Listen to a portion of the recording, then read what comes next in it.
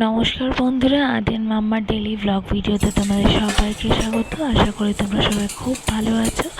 তো আজকে আমরা দারুণ একটা খাবার নিয়ে চলে এসেছি, যেটা আমাদের ছোট থেকে বড় সবারই খুব পছন্দ।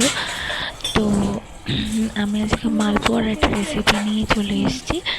তো বাড়িতে সবাই মালপোয়া খাওয়ার জন্য বলছিল, তো সেটার জন্যই আমি প্রিপারেশন নিচ্ছিলাম।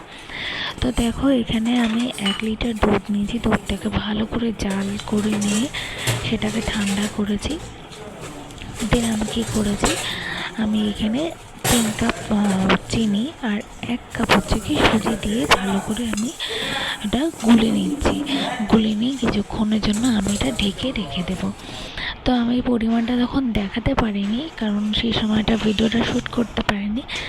দেন দেখো, এখানে আমি প্রায় 1.5 ঘন্টার মতন আমি ভিজিয়ে রেখে দিয়েছি। রেখে দেওয়ার পরে দেখো, কিছু কিছু জায়গায় তলা তলা পেকে গেছে, যেহেতু সুজি আর চিনি রয়েছে। তারপরে কিন্তু আমি সেগুলো ভালো করে হাত দিয়ে ঘুটে নেব। দেখো, এখানে যেখানে যেখানে দলা দলা পেকে আছে, চামচ দিয়ে একটুখানি ঘেটে নিচ্ছি। দেন আমি হাত দিয়ে ভালো করে ঘেটে নেব, যাতে কোনো রকম জায়গায় দলা দলা পেকে না থাকে। আর সুজি আর চিনি কিন্তু কিছুক্ষণের জন্য দুধের সাথে মিশিয়ে রাখতে হবে, তাহলে কিন্তু সুজিটাও গলবে, তার সাথে চিনিটাও কিন্তু বেশ অনেকটা পরিমাণে অনেকখানি গলে যাবে। দেখো, তারপরে দেখো ভালো করে ঘেটে নিচ্ছি। ঘেটে নিয়ে তারপরে আমি কি করছি, দেখো একদম ভালো করে এটা মিশিয়ে নিচ্ছি, যাতে চিনিটা ভালোভাবে গলে যায়, সেই বুঝে কিন্তু ভালোভাবে ঘেটে নিচ্ছি আমি। দেন আমি এখানে ময়দা ইউজ করব। ময়দা আর কলা, কাঁঠালি কলা, নারকেল, কাঁঠালি কলা না, এখানে এমনি নর্মাল যে বর্তমান কলা আছে ওই কলা। তো এখানে একটা ছোট নারকেলে আমি হাফ কুড়িয়ে দিয়েছি। তো হাফটা কুড়িয়ে দিয়েছি নারকেলটা। আর এখানে ইউজ করব হচ্ছে কি কলা। আমি এখানে 2টো কলা ইউজ করেছি। আর 1 লিটার দুধটা ভালো করে জাল দিয়ে মোটামুটি একটুখানি কমিয়ে আসলে দেন আমি কলাটা সেই পরিমাণটা পরিমাণ মতো আমি জিনিসগুলো দেব। তো মালপোয়া তো এমনিতেই মিষ্টি জিনিস, তো বেশি মিষ্টি দিলে ভালো লাগে না। আমাদের বাড়িতে মিষ্টিটা কমই খায়, যার জন্য আমি পরিমাণ মতন চিনিটা দিয়েছি। তোমরাও তোমাদের পরিমাণ মতন কম বেশি করে চিনি দিও। দেন এখানে আমি বাদবাকি নারকেলটাগুলো দিয়ে দিয়েছি। তারপরে 2টো আমি বড় বড় সাইজের কলা আমি এখানে নিয়ে নিচ্ছি।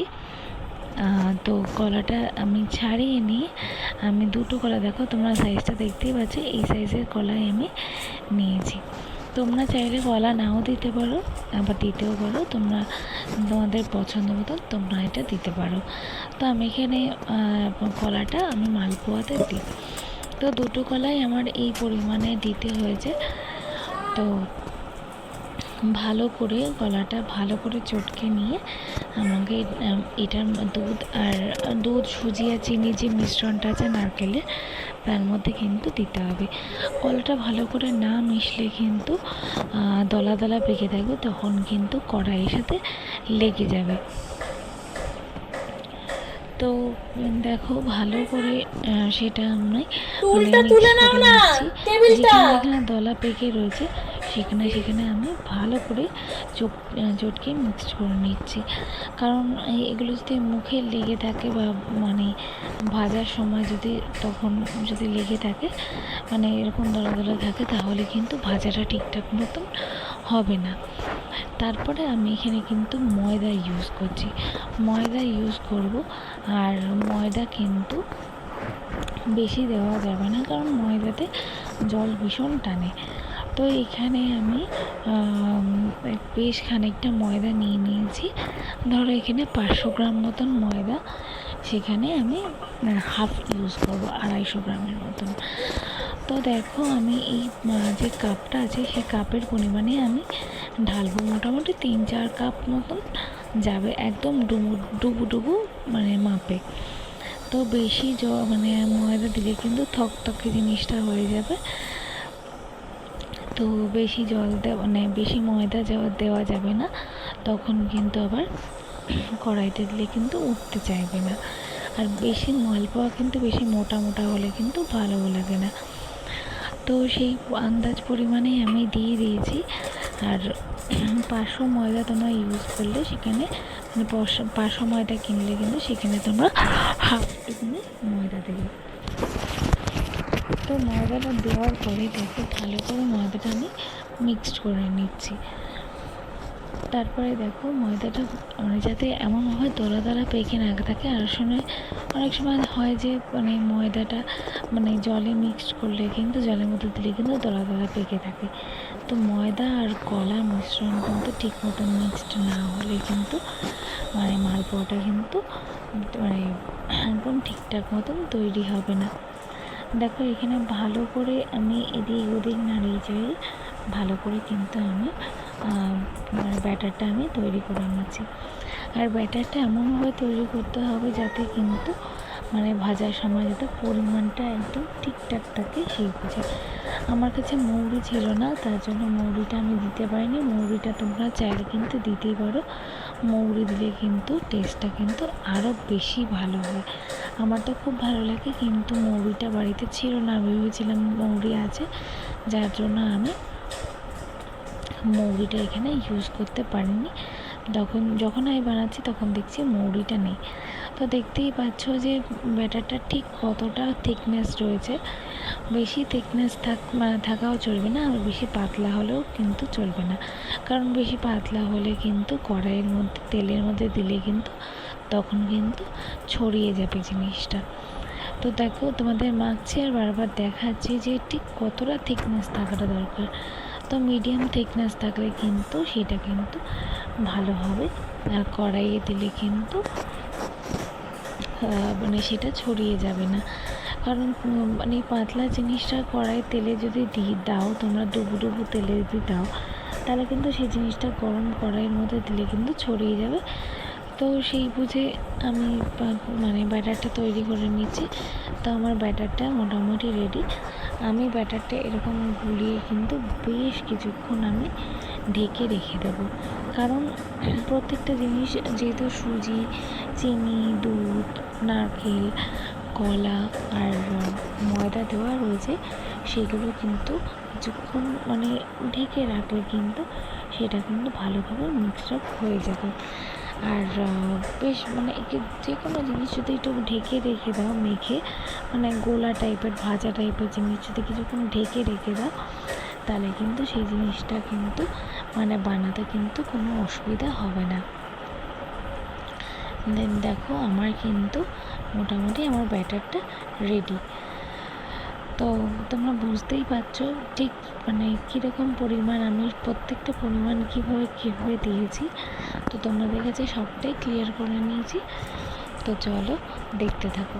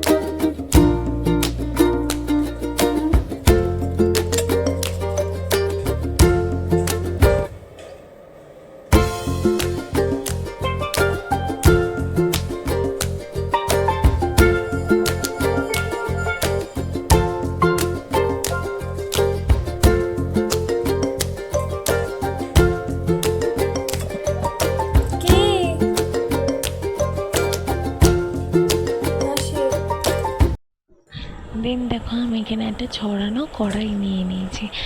ছড়ানো কড়াই হলে কিন্তু যে কোনো ভাজাভুজি হলে কিন্তু মানে ভাজতে সুবিধা হয়। তো দেখো একদম মোটামুটি বেশ খানিকটা তেল নিয়ে নিয়েছি। আর তেলটা কিন্তু ভালোভাবে গরম করতে দিতে হবে। আর কড়াইটা গরম হয়েছে তারপরে কিন্তু আমি তেলটা দিচ্ছি। কারণ কড়াই দেওয়ার সঙ্গে সঙ্গে আমি তেল দিইনি, কারণ আছে, তাহলে কিন্তু তেলটা ঠিক কতটা গরম হয়েছে সেটা কিন্তু বোঝা যাবে না। তারপরে এখানে আমি দু তিনটে হাতা টাইপের ইউজ করেছি। একটা হচ্ছে কি ছাঁকনি টাইপের হাতা, যেগুলো ছানটা বলে, ওই একটা। আর একটা গোল হাতা, মুখটা গোল টাইপের হাতা, যে হাতাগুলো আছে ওই হাতা আর খুন্তি, এই তিনটে জিনিস ইউজ করেছি। কারণ ছাঁকনি টাইপের হাতা যেগুলো আছে ওগুলোতে কিন্তু তাহলে তেলটা ছাঁকিয়ে তুলতে পারবো। দেখো এরপরে আমি কি করব, হাতার সাহায্যে কয়েক ফোঁটা কিন্তু আমি তেলে ফেলে দেখবো যে তেলটা ঠিক কতটা গরম হয়েছে। দেখো তেলটা ভালো পরিমাণে গরম হয়েছে, যার জন্য কিন্তু ব্যাটারটা উঠে এসছে, তেলের ওপরে ভেসে এসছে। দেন আমি আস্তে আস্তে করে মালপোয়াগুলো ভাজতে থাকবো। অল্প অল্প করে প্রথমে নেব, প্রথমের দিকে উঠতে নাও পারে, তবু তোমাদেরকে বলবো যে একদম অল্প অল্প করে দিতে আর একটু লো ফ্লেমে ভাজতে। তাহলে কি হবে, জিনিসটা ভাজতে ভাজতে উপরে তেলের উপরে ভেসে উঠবে। কিন্তু ফার্স্টেই যদি তেল তোমরা হাই ফ্লেমে রেখে দাও, তাহলে কিন্তু সেই জিনিসটা পুড়ে যাবে, আর সেটা কিন্তু টেস্টি হবে না, আর একটা বাজে একটা জিনিস দেখতেও বাজে লাগবে। তো প্রথমে আমি তেলটা ভালো করে গরম করে লো ফ্লেমে করে তারপরে কিন্তু আমি ব্যাটারটা ছেড়ে দিয়েছি। দেখো আমার থিকনেসটা একদম ঠিকঠাক ছিল বলে কিন্তু ওই ব্যাটারটা কিন্তু ছড়িয়ে যায়নি, ব্যাটারটা কিন্তু একদম ঠিকঠাক ছিল। দেখো মোটামুটি তোমরা দেখবে যখন কড়াইয়ে তেল ভাজাটা শুরু হবে, তখন দেখবে সাইডটা কিন্তু হালকা হালকা লাল লাল হয়ে উঠবে, তখন বুঝবে যে এই পিঠটা কিন্তু ভাজা হয়ে গেছে। দেন ওটা উল্টিয়ে নেব, আমরা আস্তে আস্তে করে উল্টাবো, যাতে কড়াইয়ের ও পিঠটা যাতে ছিঁড়ে না যায়, আর ভেতরে যে ব্যাটারটা থাকে ওটাতে বেরিয়ে না যায়, এমনভাবেই কিন্তু আমাদের ওটা তৈরি করতে হবে। তো প্রথমে এটা তৈরি করেই নিয়েছিলাম, দেন এটা সেকেন্ডটা। তো এইভাবে কিন্তু প্রত্যেকটা আমি ভেজে নেব। দেখো তারপরে কী করবে, আস্তে আস্তে করে তখন ফ্লেমটা হাই করে দেবে, কারণ প্রথমেই যদি হাই করে দাও, তোমার একটা কথাই বললাম যে ওটা পুড়ে যাবে, যার জন্য কিন্তু প্রথমে একদম লো ফ্লেম করে দেন সেকেন্ড টাইম কিন্তু আস্তে আস্তে করে কিন্তু ফ্লেমটা বাড়াবে। তারপরে দেখো এটা প্রায় ভাজা রেডি, একটু এদিক ওদিক করে ভালো করে ভেজে নিচ্ছি। আর দেখো অনেক সময় কি হয় যে কোনো ভাজাভুজিতে মাঝখানটা কিন্তু ঠিক মতন ভাজা হয় না, তার জন্য কি করেছি আমি এখানে একটু তেলটা কড়াইয়ের সাথে খুন্তিটা নিয়ে তেলটা একটুখানি ভাজার গায়ে একটু ছড়িয়েছি, যাতে মাঝখানটাও কিন্তু ভাজাটা ভালোভাবে হয়ে যায়। দেখো আমার ফার্স্ট এডটা একদম রেডি, সেকেন্ড এডটা ভাজা একদম রেডি। এরকম করে কিন্তু প্রত্যেকটা জিনিস একদম সেমভাবে কিন্তু ভেজে নেব। তো চলো দেখতে থাকো।